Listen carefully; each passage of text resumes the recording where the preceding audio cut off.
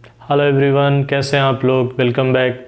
आज का जो हमारा टॉपिक है वो प्रीपोजिशन ऑफ टाइम से रिलेटेड है, जिसमें कि आपको पता होगा कि जब हम प्रीपोजिशन ऑफ टाइम पढ़ते हैं तो उसमें दो वर्ड्स आते हैं, एक होता है सिंस और दूसरा है फॉर। यहाँ पर हमारे पास थोड़ा सा कन्फ्यूज़न हो जाता है, स्पेशली उन स्टूडेंट्स के लिए जिनके लिए इंग्लिश एज अ लैंग्वेज थोड़ा सा नया है और उनको समझने में मुश्किल होती है यहाँ पर कि हम कब जो है वो सिंस का यूज़ करते हैं और कब फॉर का यूज़ करते हैं। सो उसी कन्फ्यूज़न को दूर करने के लिए जो है मैंने ये वीडियो बना रहा हूँ मैं, और इस ट्राई करूँगा कि वीडियो ख़त्म होने से पहले आपका ये जो कन्फ्यूज़न है वो ख़त्म हो जाए। बेसिकली प्रीपोजिशन ऑफ टाइम में हमारे पास, जैसा कि मैंने अभी बताया, मतलब हमारे पास दो वर्ड्स होते हैं, सिंस और फॉर। नॉर्मली जब हम इसको पढ़ते हैं किसी टीचर से या बुक से स्पेशली, सो वहाँ पर हमारे पास दो चीज़ें लिखी होती हैं कि सिंस हमारे पास जब हम यूज़ करते हैं तो वो बेसिकली होता है पॉइंट ऑफ टाइम, और फॉर हम यूज़ करते हैं पीरियड ऑफ टाइम, राइट। बहुत सारे स्टूडेंट्स ने इसको इस तरीके से पढ़ रखा होगा कि सिंस का यूज हम करते हैं पॉइंट ऑफ टाइम और फॉर का यूज करते हैं हम पीरियड ऑफ टाइम, राइट। यहां पर कंफ्यूजन ये होता है कि पॉइंट ऑफ टाइम क्या होता है, पीरियड ऑफ टाइम क्या होता है। तो मैं बेसिकली इस कॉन्सेप्ट को छोड़ करके एक नए तरीके से आपको समझाने की कोशिश करता हूं, जो कि मेरे हिसाब से बहुत ईजी है। सो पॉइंट ऑफ टाइम की जगह अगर आप नेम ऑफ टाइम लिख दें, नेम ऑफ टाइम, और पीरियड ऑफ टाइम की जगह आप लेकर के चलें नंबर ऑफ टाइम और number with time, number with time, right. अब इस कॉन्सेप्ट को हम लोग समझने की कोशिश करते हैं। ये चीज आपने पढ़ी है, लेकिन मैं इस तरीके से नहीं बता रहा हूं आपको, मैं अपने तरीके से समझाने की कोशिश कर रहा हूं आपको कि सिंस और फॉर जब हम यूज करते हैं तो कैसे हम उनको आइडेंटिफाई करेंगे किसी भी सेंटेंस में कि कब हमारे पास एज अ प्रीपोजिशन टाइम के लिए सिंस और फॉर का यूज करें, कंफ्यूजन को क्लियर करते हुए। सो आपको ये चीज समझनी है, ये चीज बुक्स में है, टीचर्स इस हिसाब से पढ़ाते हैं, बट हम इस चीज को छोड़ करके इस कॉन्सेप्ट से समझने की कोशिश करते हैं, स्पेशली उन स्टूडेंट्स के लिए जो कि इंग्लिश एज अ लैंग्वेज, जो कि ग्रामर में बहुत कमजोर हैं, या उनके लिए ये सारी चीजें नई हैं, right. So name of time and number of time, number with time, okay, ये हमारा कॉन्सेप्ट हुआ। अब इस चीज को हम समझने की कोशिश करते हैं। मैं ऐसा करता हूं, मैं एक डिफरेंस के हिसाब से आपको बताने की कोशिश करता हूं कि कब हमारे पास नेम ऑफ टाइम का मतलब क्या होता है या नंबर विद टाइम का मतलब क्या होता है। फॉर एग्जाम्पल, इस साइड में हमने लिखा सिंस एंड इस साइड में हमने लिख दिया फॉर, ओके। अब हम इनके बीच का डिफरेंस चेक करेंगे अपने इस कॉन्सेप्ट के हिसाब से। सिंस में मैंने बताया आपको नेम चेक करना है, एंड फॉर में आपको क्या चेक करना है, नंबर, राइट। ये हमारा कॉन्सेप्ट है। पहली चीज, जो पहला कॉन्सेप्ट यहां से निकल करके आता है, that is for example name of day, name of day, name of a day. जब भी आप किसी भी क्वेश्चन में मल्टीपल चॉइस क्वेश्चंस होते हैं या एरर डिटेक्शन के जो क्वेश्चंस होते हैं, या वैसे भी नॉर्मल इंग्लिश ग्रामर में जब हमें सिंस और फॉर का यूज करना पड़े और कहीं पर इनमें ऑप्शन में आपको ये देखे कि ओके नेम ऑफ डे है, फॉर एग्जाम्पल हमारे पास मंडे लिख दिया हमने, राइट। सो मंडे आपको पता है कि वीक ऑफ अ डे है। यहां पर आप क्या यूज करेंगे, सिंस, ये नाम है एक दिन का, तो हम क्या यूज करेंगे, मंडे यूज करेंगे। नेक्स्ट कॉन्सेप्ट आता है name of month, name of month, right. दूसरा, जैसे कि फॉर एग्जाम्पल आपने जनवरी ले लिया, ये भी आपको पता है एक महीने का नाम है। सो चूंकि नाम है इसलिए हम इसके साथ क्या लगाएंगे, जनवरी लगाएंगे। नेक्स्ट हमारे पास आ जाता है for example name of date. For example आपने ले लिया कि 4/4/2014, राइट। अब देखने से आपको ये कह सकते हैं कि ओके ये तो नंबर है, बट एक्चुअली ये उस पर्टिकुलर डे में उस डेट का नाम है जिससे हम उसको आइडेंटिफाई कर रहे हैं। सो आप यहां पर इस तरीके से कंफ्यूज ओवर थिंकिंग हमें नहीं करनी है। जैसा कि मैंने बताया कि ये नाम है उस पर्टिकुलर दिन में मौजूद होने वाली डेट का। इसी तरीके से अगर हम नेम ऑफ ईयर लेके चलेंगे तो फॉर एग्जाम्पल हमने बोला कि 2020 ये भी उस पर्टिकुलर साल का जो है वो नाम है, तो उसको भी हम सिंस के साथ लेकर चलेंगे, राइट। नेक्स्ट आ जाता है हमारे पास नेम ऑफ आर। जैसा कि आपने बोला कि 5:30 PM, सो ये भी आपके पास नाम है उस पर्टिकुलर वक्त का, उस पर्टिकुलर टाइम का। सो यहां पर हम क्या यूज करेंगे, सिंस यूज करेंगे।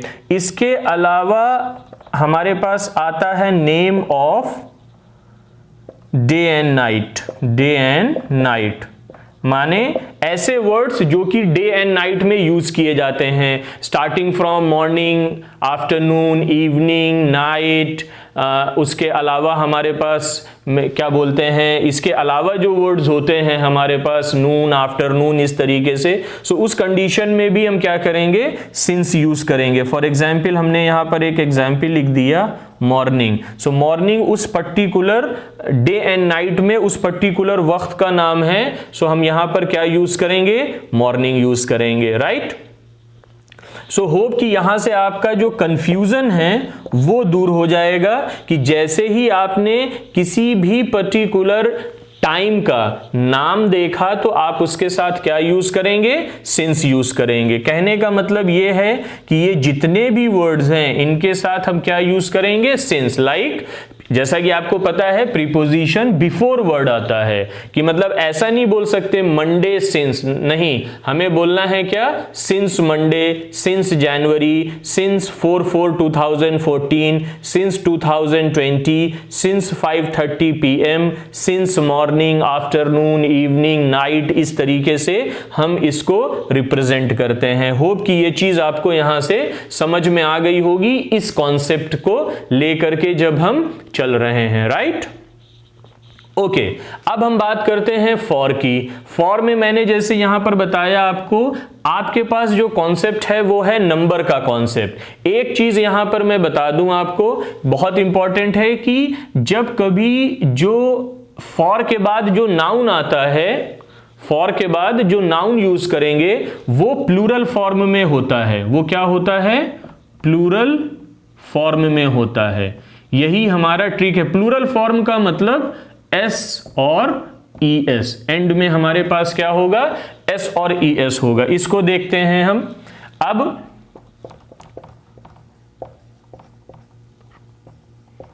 नंबर विद डे, राइट, हमारा नंबर है यहां पर, नंबर विद डे लिख दिया। फॉर एग्जाम्पल अगर आपने बोला 2 डेज, 2 डेज, 2 हमारा क्या है, नंबर है, और डे जो है वो हमारा वो पर्टिकुलर टाइम है। आप यहां पर एक चीज गौर करेंगे कि यहां पर डे जो है वो प्लूरल फॉर्म में है, लाइक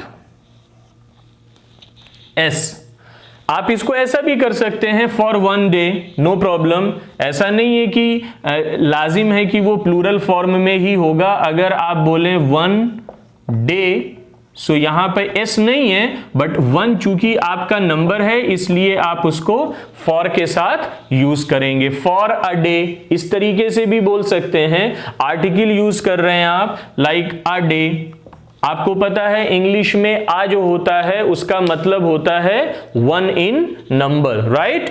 अब हम दूसरे कॉन्सेप्ट की तरफ चलते हैं।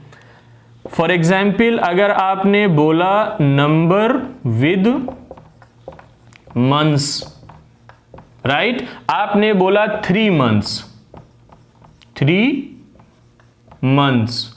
आप देखें एस है, सो बिना ज्यादा सोचे हम उसके साथ क्या यूज करेंगे, फॉर यूज करेंगे, क्योंकि जो नाउन है उसके पहले हमारे पास नंबर है, और नंबर और ये एस और ई एस है, क्योंकि ये प्रीपोजिशन ऑफ टाइम हम यहां पर क्या यूज करेंगे, फॉर यूज करेंगे। नेक्स्ट आ जाता है नंबर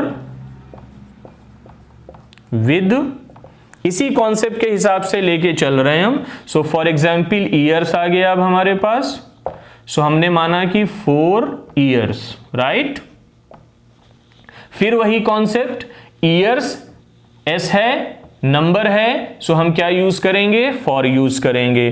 नेक्स्ट आता है हमारे पास number with hours, right, hours. Okay, आप देखें यहां पे फॉर एग्जाम्पल आपने बोला 5 आवर्स, एस है, नंबर है, हमने क्या यूज किया, फॉर 5 आवर्स, इस तरीके से, राइट। सो इस तरीके का कॉन्सेप्ट होता है हमारे पास सिंस और फॉर में। होपफुली कि ये चीज आपको जो है वो काफी हद तक क्लियर हो गई होगी। इस कॉन्सेप्ट से, नेम और नंबर से अब आपको कंफ्यूजन नहीं होगा। अगर आप पॉइंट ऑफ टाइम या पीरियड ऑफ टाइम के हिसाब से चलेंगे तो हमें कंफ्यूजन हो जाता है उन स्टूडेंट्स को जिनको बहुत ज्यादा डिटेल में ये सारे कॉन्सेप्ट्स पता नहीं है। सो उनके लिए थोड़ा सा प्रॉब्लमेटिक हो सकती है वो चीज समझने में। बट अगर आप इस कॉन्सेप्ट के अलावा इस कॉन्सेप्ट की हेल्प से भी अगर आप इसको सॉल्व करने की या समझने की कोशिश करेंगे, name of time and number with time, so वहां से आप इजीली इसको कैच कर सकते हैं, इसका जो कॉन्सेप्ट है। सो इसको एक बार दोबारा देख लेते हैं कि जैसे ही आप नेम या इस तरीके से यूज करेंगे तो यहां पर क्या हो जाएगा, ये जितने भी वर्ड्स हमने यहां पर लिखे हैं इनके पहले जो है वो एज अ प्रीपोजिशन हम क्या यूज करेंगे, सिंस यूज करेंगे। इसके अलावा यहां पर जितने भी वर्ड्स हमने यूज किए हैं इसके पहले as a preposition of time हम क्या यूज करेंगे, फॉर यूज करेंगे। Like for 2 days, for a day, for 1 day, for 3 months, for 4 years, for 5 hours। इसी तरीके से since morning, since 5:30 PM, since 2020, since January, since Monday. इसी तरीके से ऐसा जरूरी नहीं है कि सिर्फ मॉर्निंग, या ऐसा भी हो सकता है कि since last night, since tomorrow morning. थोड़ा सा कॉम्प्लेक्स जो है वो नाउन हो सकता है जिसमें 2-3 वर्ड्स मिल करके एक पर्टिकुलर टाइम बनाएं। बट आपका काम क्या है, आपको सिर्फ और सिर्फ इस पॉइंट पे सोचना है। आप अपना क्वेश्चन देखिए, टाइम देखिए, जिसके पहले आपको सिंस और फॉर में चूज करना है प्रीपोजिशन ऑफ टाइम के लिए। आप सिर्फ इतना देखिए कि वो पर्टिकुलर ऑप्शन जो है या क्वेश्चन जो है उसमें हमारा जो टाइम दिया हुआ है वो नेम को रिप्रेजेंट करता है कि नंबर को रिप्रेजेंट करता है। नंबर के लिए मैंने आपको एक ट्रिक बता दी है यहां पर, बहुत ईजी है इससे समझना कि अगर आपके जो ये टाइम दिया है इसके लास्ट में एस है, मतलब प्लूरल फॉर्म को शो कर रहा है, तो आपको ज्यादा नहीं सोचना, आप उसके साथ वहां पर फॉर का यूज करेंगे, राइट। सो ये हमारा एक बेसिक सा कॉन्सेप्ट था सिंस और फॉर के लिए, जिसको मैंने कोशिश की है कि मैं अपनी तरीके से आपको समझा पाऊं इस कॉन्सेप्ट के थ्रू। ओके, सो अब इसको हम थोड़ा सा कोशिश करते हैं कि कुछ एग्जाम्पल्स ले लेते हैं और वहां पर हम 2-3 एग्जाम्पल्स के थ्रू इसको सॉल्व करने की कोशिश करते हैं कि कैसे हम सिंस लगाएंगे और कैसे हम फॉर लगाएंगे। तो चलिए उसको देख लेते हैं, right. So here comes our example. मैंने यहां पर 4 एग्जाम्पल आपके लिए लिखे हुए हैं, 1, 2, 3 and 4, राइट। इन्हीं को हम सॉल्व करने की कोशिश करते हैं और हमारा जो कॉन्सेप्ट हमने पढ़ा है उसको यहां पर जस्टिफाई करने की कोशिश करते हैं। देखें 10-20 एग्जाम्पल ये आप अपनी बुक से या वहां से भी देख सकते हैं, बट मेरा जो यहां पर जैसे मैंने सिर्फ 4 एग्जाम्पल लिखे हैं, मेरे कहने का मतलब सिंपली यहां पर इतना है कि जो कॉन्सेप्ट आपने पढ़ा है आप उसको इन चारों एग्जाम्पल्स में अप्लाई कीजिए, तो मेन जो आपका कॉन्सेप्ट है वो क्लियर होगा। देखें रटे रटाई जो चीजें होती हैं, जैसा कि मैंने इससे पहले भी कई बार बार कहा है कि एजुकेशन एक ऐसी चीज है जिसमें कॉन्सेप्ट इंपॉर्टेंट होता है, ना कि किसी चीज को मगअप करना, याद करना, रटना। बहुत सारे मतलब ऐसा मैंने देखा है, मैं नाम नहीं लेना चाहता, बट बेसिकली चूंकि हर एक टीचर, देखें, हर एक टीचर अपने में खास होता है और हर एक टीचर का अपना एक पढ़ाने का तरीका और एक कॉन्सेप्ट होता है, उसका अप्रोच करने का अपने स्टूडेंट से। बट मेरा अपना ये मानना है कि रटना जो है वो एज अ लैंग्वेज स्पेशली, बहुत सारी चीज़ें ऐसी होती हैं जहाँ पर आपको याद करना पड़ता है साइंस में, बट या दूसरे बहुत सारे सब्जेक्ट्स हैं, बट एज अ लैंग्वेज मैं इंग्लिश की बात कर रहा हूँ कि यहाँ पर जो है वो रटने की ज़रूरत नहीं है। आप सेंटेंसेस रट करके ज़बान को स्ट्रॉन्ग नहीं कर सकते, मजबूत नहीं कर सकते। आप अपने कॉन्सेप्ट से चलिए, प्रैक्टिस कीजिए। देखें, हमें इंग्लिश में प्रैक्टिस की ज़रूरत सिंपली इसलिए होती है कि ये हमारी मदर टंग नहीं है, हम अपनी ज़बान में बोलते हैं, हिंदी उर्दू में बोलते हैं।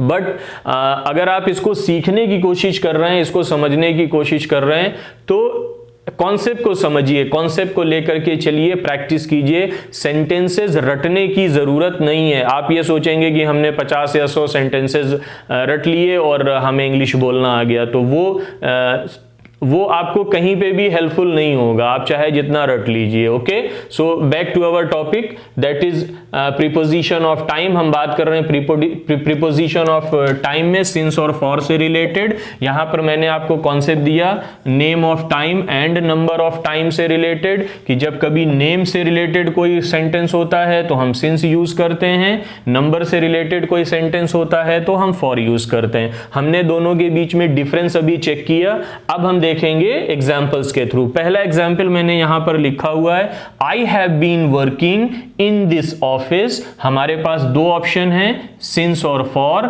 Last 10 years, right. अब आप इस एग्जाम्पल को देखें ध्यान से, I have been working in this office since और फॉर लास्ट 10 ईयर्स। आपको सिंपली क्या देखना है कि जैसे इस तरीके के जो क्वेश्चंस आते हैं आपके पास एरर डिटेक्शन के लिए या मल्टीपल चॉइस क्वेश्चन के लिए, या वैसे भी आप जब बेसिक ग्रामर पढ़ते हैं, सिंस और फॉर का जो मेन यूज होता है वो मैं बता देता हूं आपको। ये होता है बेसिकली परफेक्ट कंटिन्यूअस में, ओके, या इसी को हम प्रोग्रेसिव भी बोलते हैं, कंटिन्यूअस को प्रोग्रेसिव भी बोलते हैं। तो इस ग्रामर में, इस टेंस में हम यूज करते हैं, फिर वो प्रेजेंट हो, पास्ट हो, फ्यूचर हो, परफेक्ट कंटिन्यूअस या परफेक्ट प्रोग्रेसिव में हम इसको यूज करते हैं। सो ग्रामर के भी पॉइंट ऑफ व्यू से इंपॉर्टेंट है, प्लस कॉम्पिटिटिव एग्जाम में जो एरर डिटेक्शन या मल्टीपल चॉइस क्वेश्चंस होते हैं उसके हिसाब से भी इंपॉर्टेंट है। So I have been working in this office since और फॉर लास्ट 10 ईयर्स। आपको ये देखना है कि जो टाइम आपको दिया गया है वो नाम के रिप्रेजेंट कर रहा है या कि नंबर को रिप्रेजेंट कर रहा है। आपने देखा जैसे ही 10 और प्लस, मैंने एक और कॉन्सेप्ट बताया आपको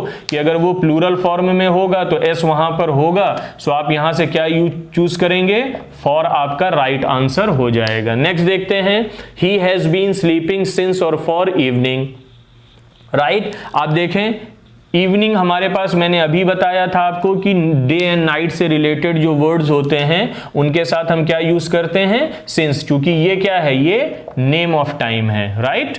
इसी के बाद हमारे पास आता है you have been going to school since और फॉर 2010। यहां पे भी मैंने आपको बताया 2010 क्या है, ये नेम ऑफ ईयर है, नेम ऑफ ईयर है। यहां पर कंफ्यूज मत होइएगा कि ये तो नंबर है, मैंने अभी थोड़ी देर पहले बताया, एक्स्ट्रा थिंकिंग की जरूरत नहीं है।